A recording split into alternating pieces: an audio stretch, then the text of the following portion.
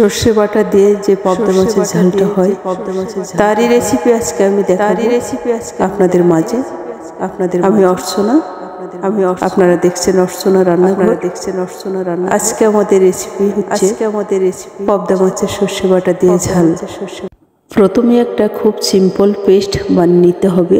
তার জন্য লাগবে 1 চামচ কালো সরিষে, লাগবে 1 চামচ হলুদ সরিষে।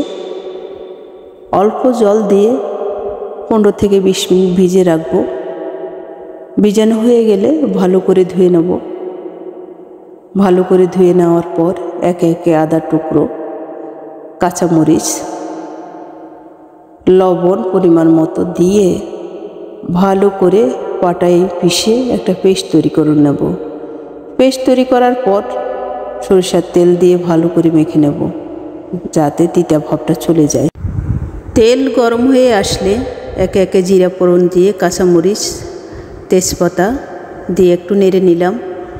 তারপর টমেটো ফালি দিয়ে 1 চামচ হলুদ দিলাম।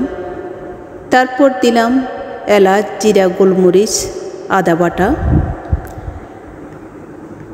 দিলাম, 1 চামচ গুঁড়ো মরিচ। ভালো করে মশলা কষিয়ে নিলাম।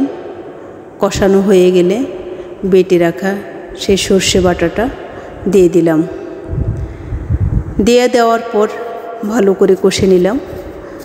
কষে নেওয়ার পর যখন ভাজা ভাজা হয়ে যাবে, উপরে তেল এইভাবে উঠে আসবে, তখন পরিমাণ মতো জল দিয়ে দিলাম।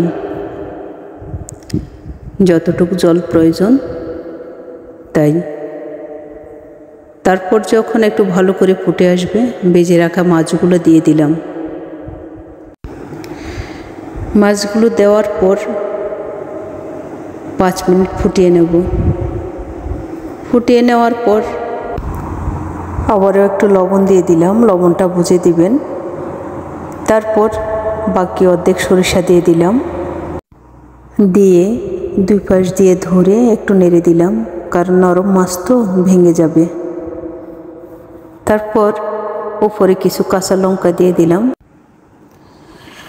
কাঁচা লঙ্কা দেওয়ার পর এটা স্বাদ আরও অন্যরকম বেড়ে যাবে, কারণ কাঁচা লঙ্কার একটা ফ্লেভার আছে। তারপর চুলার আঁচ কমিয়ে একটু উপরে কাঁচা সরিষার তেল দিয়ে দিলাম। কাঁচা সরিষার তেল দিয়ে চুলার আঁচ পুরোপুরি বন্ধ করে দিলাম। তারপর ঢেকে দিলাম। ঢেকে দেওয়ার আধা ঘন্টা পরে ঢাকনা খুলে দেখুন বন্ধুরা, পুরোপুরি হয়ে গেছে আমার সর্ষে বাটা দিয়ে পদ্মা মাছের ঝাল। রান্নাটা আসলে একটা আর্ট। যতক্ষণ মনের মাধুরী দিয়ে রান্না করবেন, যতটা দিবেন ততটাই ভালো। আসলে তাড়াহুড়ো করলে কোনো জিনিসই ভালো হয় না। রান্নাটা হচ্ছে ধৈর্যের জিনিস। ধৈর্য সহকারে কোনো জিনিস যদি রান্না করা হয়, সেটাই খুব সুন্দর এবং সুস্বাদু হয়। বন্ধুরা, হয়ে গেল আমার পদ্মা মাছের সর্ষে বাটা দিয়ে ঝাল। এরকম একটা আইটেম থাকলে অন্য কোনো তরকারি লাগে না, এটা দিয়ে খাওয়া হয়ে যায়। আমার ভিডিও যদি ভালো লাগে আবারও লাইক, কমেন্ট, শেয়ার দিয়ে পাশে থাকবেন। আপনারা যদি পাশে আছেন বলেই তো আমি আছি। আপনাদের উৎসাহ পেয়ে তো সামনের দিকে এগিয়ে যেতে পারবো। নিত্য নতুন রেসিপি নিয়ে আপনাদের সামনে হাজির হতে পারবো। সবাইকে ধন্যবাদ।